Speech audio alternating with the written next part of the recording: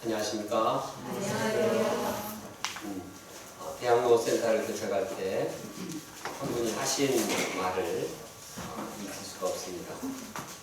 목사님, 이왕에 고생하면서 개척 나왔는데 좋은 교회, 정말 남들의 본이 되는 교회를 이루면 좋겠습니다. 저는 이 말이 우리 모두의 소원이라고 생각합니다. 그리고 그 소원이 지금 또 이루어지기를 간절히 소원하고 있습니다. 우리가 비로소 말씀을 공부하면서 우리 교회가 더욱 온전해지기를, 또 성숙한 교회가 되기를 간절히 원합니다. 사실 바울이 비로소 쓸 때 그레데 교회는 미성숙했습니다. 또 영적인 혼란도 있었습니다. 이러한 그들에게 바울은 그들이 어떻게 온전한 교회가 될 수 있는가 그들에게 권면하고 있습니다. 디도가 무엇을 해야 하며 무엇을 가르쳐야 하는가 말씀하고 있습니다. 이 사도 바울의 권면이 우리에게도 함께해서 우리가 이것을 영접하고 실천함으로써 우리가 주님이 원하시는 교회를 이뤄나기를 간절히 원합니다. 네. 첫째, 사역의 목적을 믿음과 또 경건함과 영생의 소망에 두어야 합니다. 사역의 목적을 어디에 두어야 한다고요? 믿음과 네, 너무 길죠? 중요합니다. 우리의 사역의 방향은 다른 무엇보다도 믿음과 경건함과 영생의 소망에 두어야 합니다. 사도 바울은 인사하면서 자신이 하나님의 종이요 또 그리스도의 사도로서 자기가 사도가 된 목적을 말하고 있습니다. 나 바울이 사도가 된 것은 하나님이 택하신 자들의 믿음과 경건함에 속한 진리의 지식과 영생의 소망을 위함이라. 그가 사도가 된 목적은 첫째로 택하신 자들에게 믿음을 심는 데 있었습니다. 이는 단순히 교회 나오세요, 주일 예배 오세요 이렇게 초청하면서 끝나는 것이 아닙니다. 어쩌든지 그들의 마음속에 믿음을 심어서 믿음으로 구원의 은혜를 덧입게 하는 것입니다. 믿게 해서 하나님의 자녀가 되게 하는 것입니다. 믿음을 심어서 죄사함의 은혜, 영생의 소망과 하나님 나라를 소유하게 하는 것입니다. 믿음을 심어서 그가 하나님의 놀라운 축복들을 많이 충만히 받기를 원했습니다. 또 지속적으로 그 믿음을 지키도록 했습니다. 이처럼 바울은 자신이 사도된 목적을 밝힘으로써 디도도 이를 따르고 본받기를 원했습니다. 마찬가지로 사도 바울은 지금 우리에게도 이러한 방향을 깊이 영접하고 또 그렇게 목적을 가지고 일하기를 원하십니다. 둘째로 바울은 신자들이 경건한 생활을 하도록 도왔습니다. 경건한 생활을 하도록 돕다는 것은 이 경건함은 영어로 보면 godliness라고 했습니다. 하나님을 닮아가도록 도왔습니다. 그 마음이 하나님을 닮아가고 하나님이 마음에 함께 하심으로 생활 가운데서 하나님이 나타나도록, 하나님의 품성이 나타나도록 했습니다. 하나님의 거룩하심, 하나님의 인자하심, 하나님의 사랑, 하나님의 온유함, 하나님의 모든 것이 생활 속에서 드러나도록 했습니다.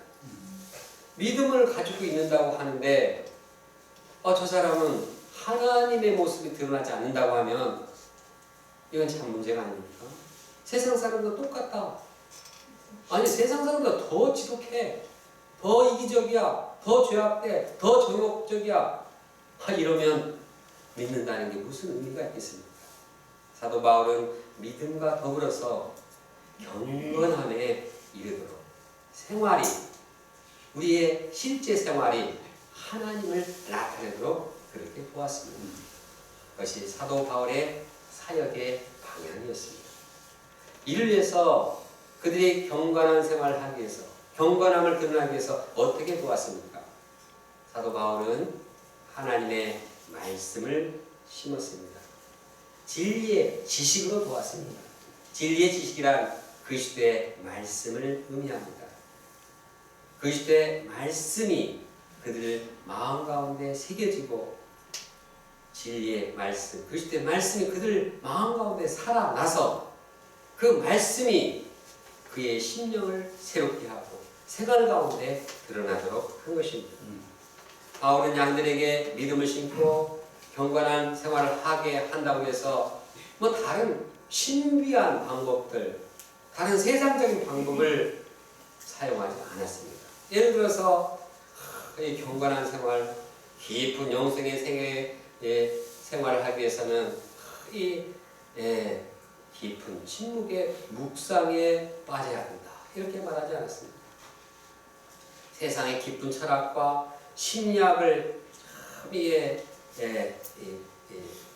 덧입어서 마음의 안정을 추구해야 된다, 그런 말도 하지 않았습니다. 금욕을 하고 율법주의를 도입해서 너희들의 경건한 생활 이렇게 해야 된다, 그렇게 하지 않았습니다. 사도 바울은 우리 믿는 자를 온전히 하는 하나님의 말씀을 가르쳤습니다.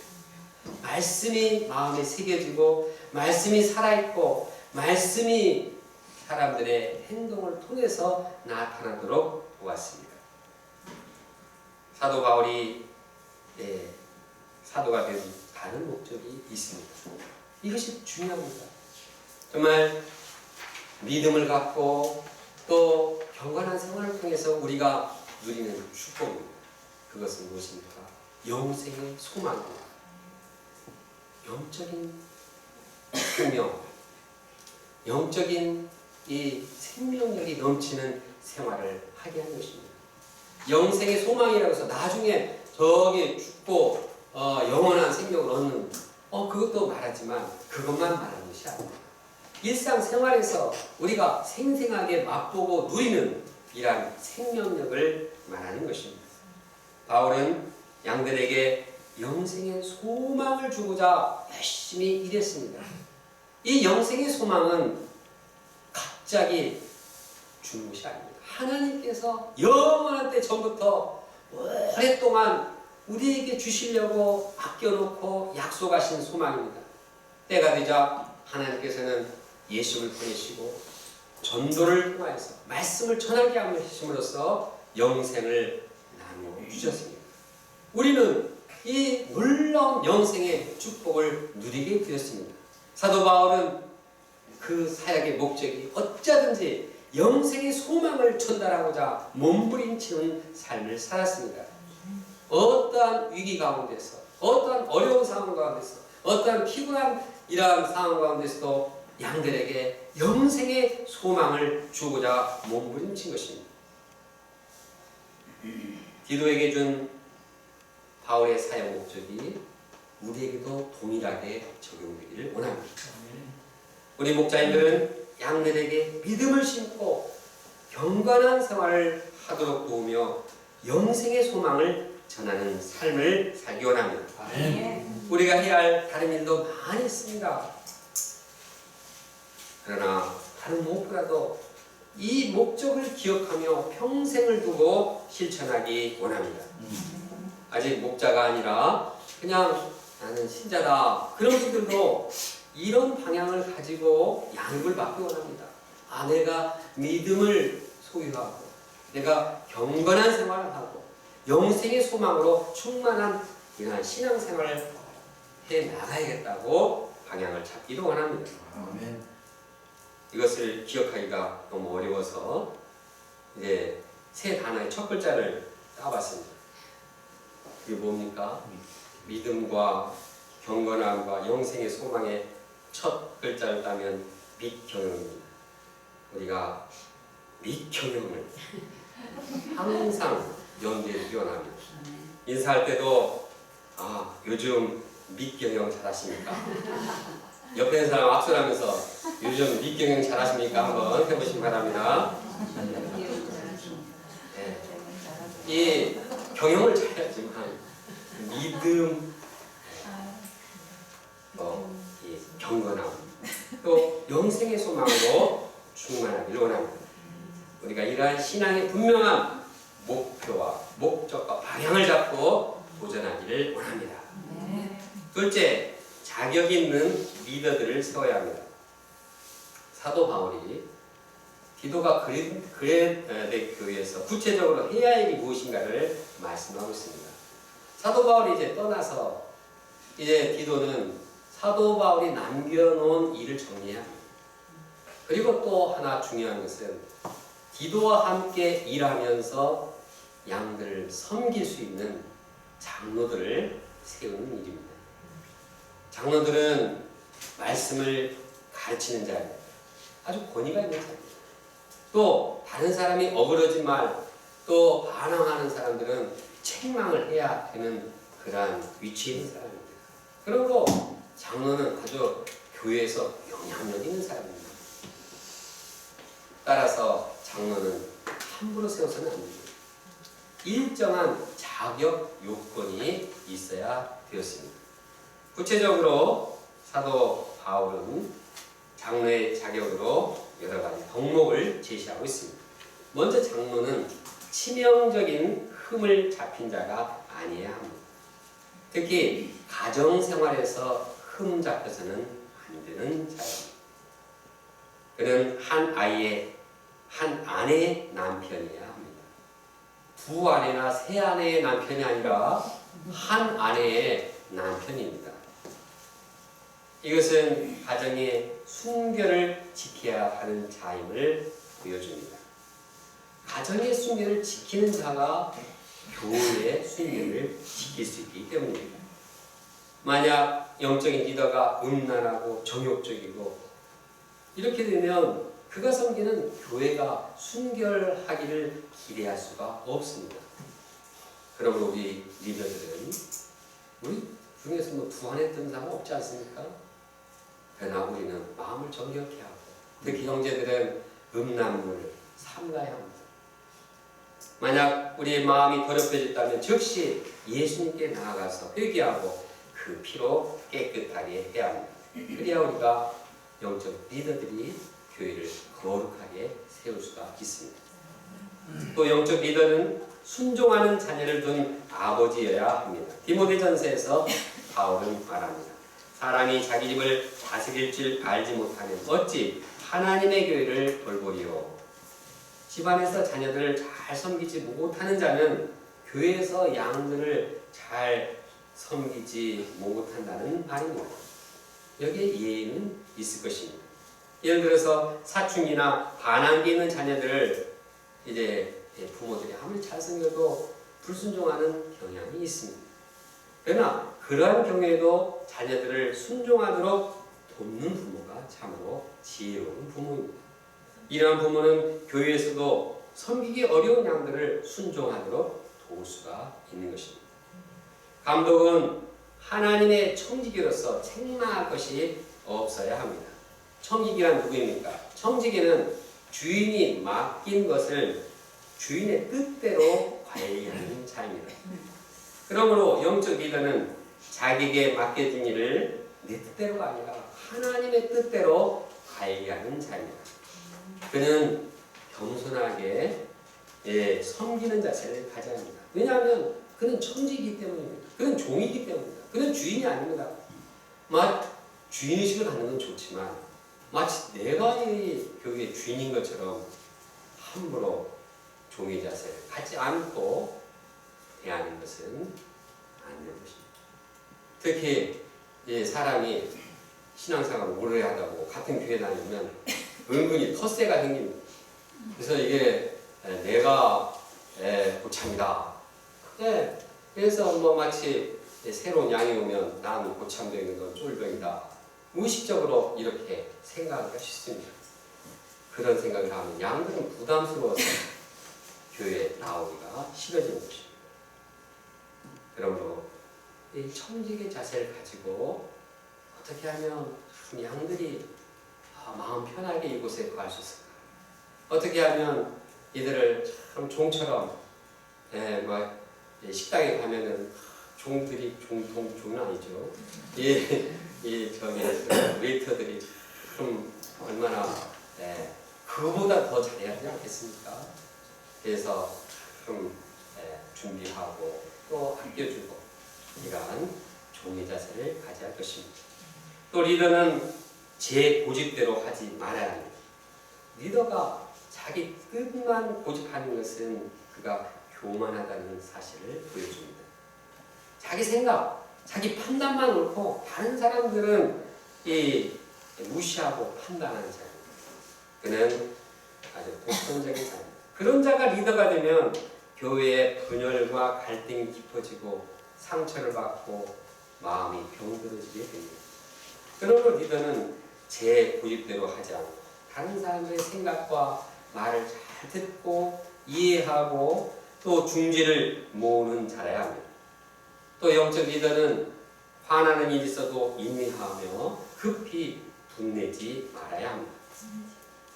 기분 나쁜 일이 있거나 또 이 의견 차이, 왜 저렇게 생각하는가, 이때 막 열받아가지고 뚜껑을 열어버리면 안 됩니다.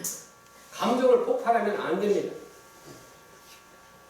항상 리더는 상대방의 말이 마음에 들지 않더라도 이해하려고 노력하고 그래도 이해가 안 되면 그냥 참아야 됩니다.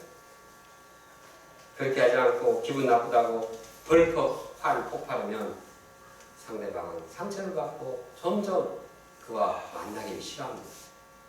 양들이, 동역자들이 리더를 만나기 싫어하기 시작하면 그 교회는 냉랭하고 서늘해지게 되는 것입니다. 리더는 후타하지 말아야 합니다. 리더는 폭력을 사용해서는 안 됩니다. 물리적인 폭력뿐만 아니라 언어 폭력도 사용하면 안 됩니다. 또 리더는 더러운 이득을 탐하지 않는 사람이야 합니다. 더러운 이득이라는 것은 꼭 물질적인 것만 말하는 것이 아닙니다. 권력욕, 명예욕, 주도권 등을 탐하는 것을 다 포함합니다. 리더는 이렇게 뭔가 얻으려고 하기보다도 희생하고 헌신하는 자라야 합니다. 리더는 물질로 헌신하고 시간으로 드리고 또 개인적인 일을 포기해서라도 헌신하는 자라야 합니다. 만약 리더가 이기적이고 또 탐욕적이면 사람들은 마음의 문을 닫아버립니다. 그리고 경계합니다. 함께 일할 마음을 잃게 됩니다. 이렇게 되면 교회의 생명력이 사라지고 사람이 식어집니다. 한편 이제 영적 리더로서 삼가야 할 일을 되게 많이 말했는데 이제는 적극적으로 해야 할 일을 말하고 있습니다. 집에 오는 손님들, 나그네들을 잘 대접하는 자라야 합니다.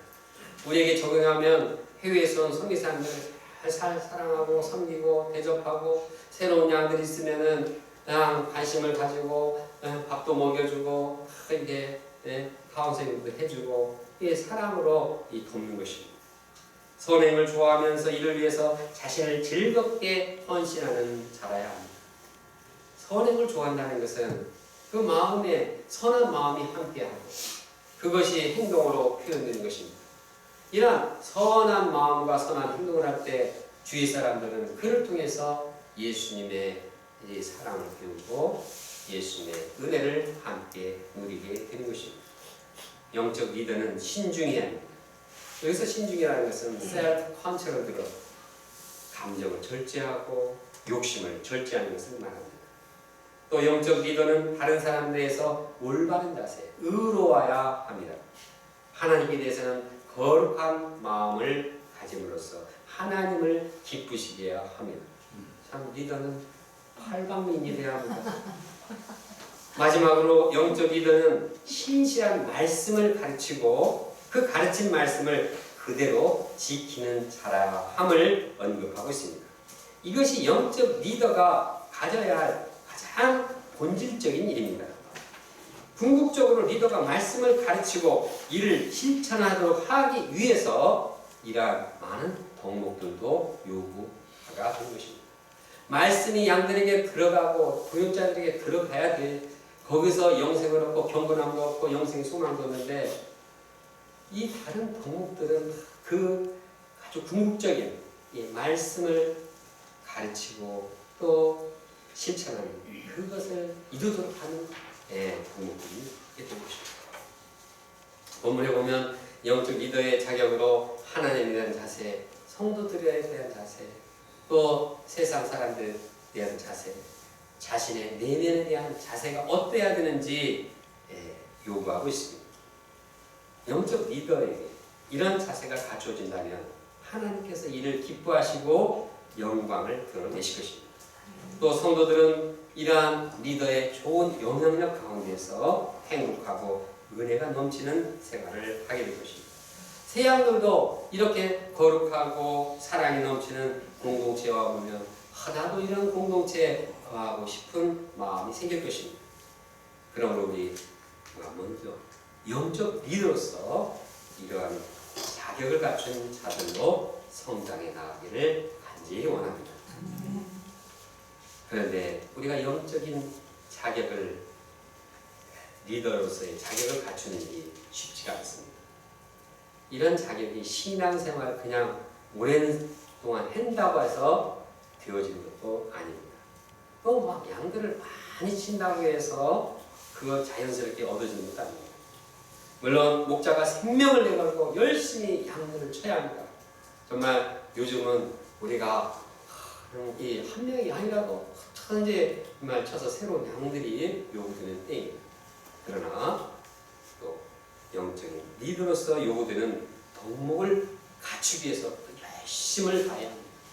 이것을 위해서 하나님께 간절히 기도하고 그분의 도우심을 받아야 합니다.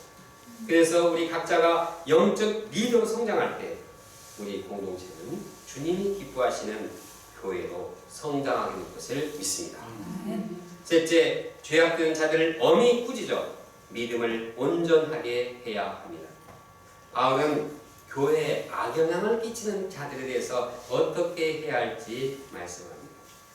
그레데 교인 중에는 복종하지 않고 터무니없는 말을 하고 사람들을 잘못된 길로 인도하는 사람들이 많았습니다. 그 중에 이방인들도 할례를 받아야 한다고 주장하는 할례파 중에 그런 자들이 많았습니다.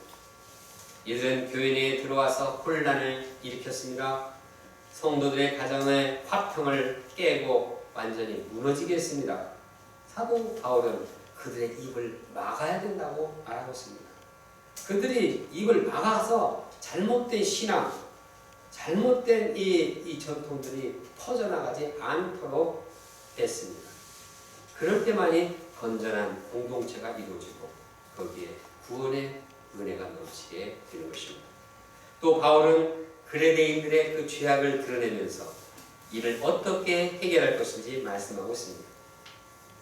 사도 바울은 참 인내를 하고 그레데인 도왔는데 참 그레데 떠나서 바라보니까 참 그놈들 진짜 죄악이 아주 좀 뿌리 깊구나 하는 것을 느끼고 이건 좀 뭔가 분명한 조처를 취하겠다 문제의식을 가지고 서신을 쓴 것 같습니다.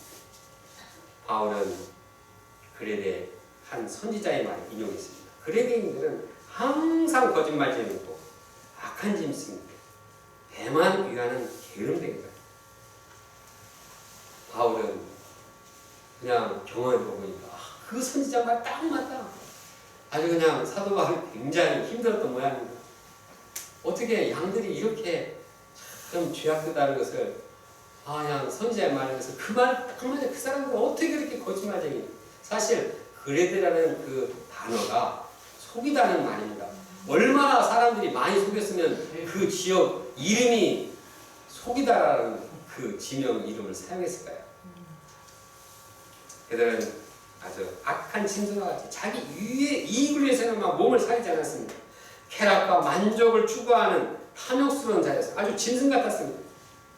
바울은 이렇게 죄악된 자들을 어떻게 돕도록 했습니까? 바울은 그들을 단호히 꾸짖도록 했습니다. 다 같이 13절을 읽겠습니다.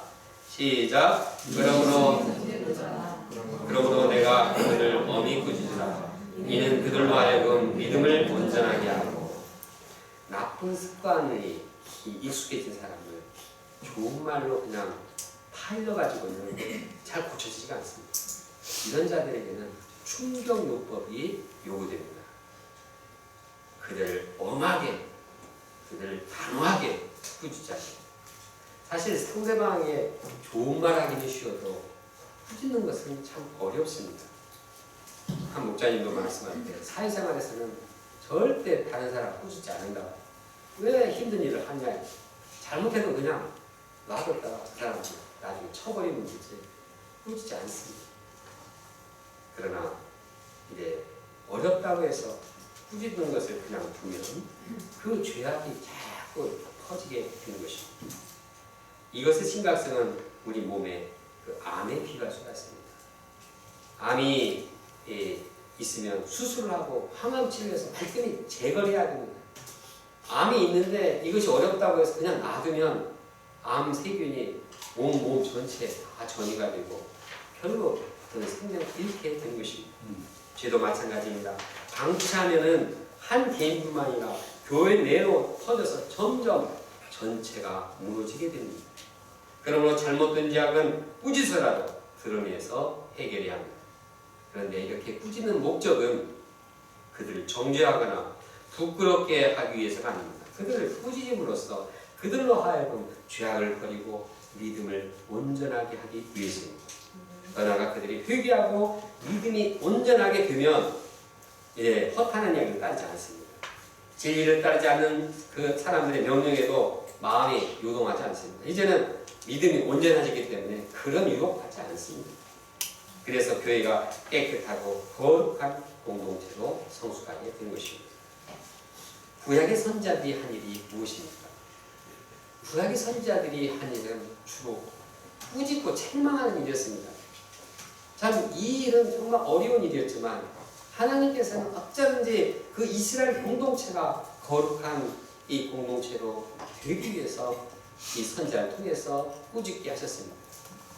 그런데 이렇게 꾸짖으면 회개를 해야 되는데 이스라엘 백성들은 그 책망을 받아들이지 않았습니다. 오히려 그렇게 꾸짖는 선자들을 오히려 죽였습니다. 결국 이스라엘은 멸망을 갈 수밖에 없었습니다. 한편에 다윗왕은 나단 선자의 책망을 받아들였습니다. 그는 자신의 죄를 정말 책망을 받을 때 마음 깊은 곳에서부터 회개하고 마음을 새롭게 하고 믿음을 새롭게 했습니다. 다윗은 자신의 죄를 회개하고 새 사람이 되었습니다. 그래서 그는 메시아의 이미지를 가진 왕이 되었습니다. 또한 통일 이스라엘 왕국을 이룬 자가 되었습니다. 이처럼 우리도 말씀을 통해 책망을 받을 때 자신의 죄를 회개하고 거룩한 자가 되어서 거룩한 공동체를 이루어 나가기를 원합니다. 특히 그리스도인과 같이 우리 안에 거짓이 없는지 이기적이고 탐욕적인 죄가 없는지 살펴보고 만약 있다면 이것을 회개해야 합니다. 게을러서 그냥 주의 일에 힘쓰지 않고 그냥 자꾸 늦은해서 하나님의 볼 때 너무나 이러한 게으른 것도 회개해야 하겠습니다. 죄악된 본성, 죄악된 습관이 있을 때 이것을 회개하고 믿음을 새롭게 하고 온전하게 해야겠습니다. 먼저 내 안에 있는 죄악된 요소를 회개하고 깨끗하게 해야 하겠습니다. 그런 후에 다른 사람의 죄까지도 단호히 꾸짖어서 정결한 공동체를 이루어 나가야 하겠습니다. 변론입니다. 바울은 기도가 온전한 교회를 세워나가기 위해서 필요한 점들을 제시했습니다. 먼저 바울은 사역 목적을 믿음과 경건함과 영생의 소망에 두었습니다. 그래서 디도도 이를 따르기 원했습니다. 또 자격 있는 장로들을 세워서 치리하게 했습니다. 한편 죄악된 자들을 단호히 꾸짖어서 믿음을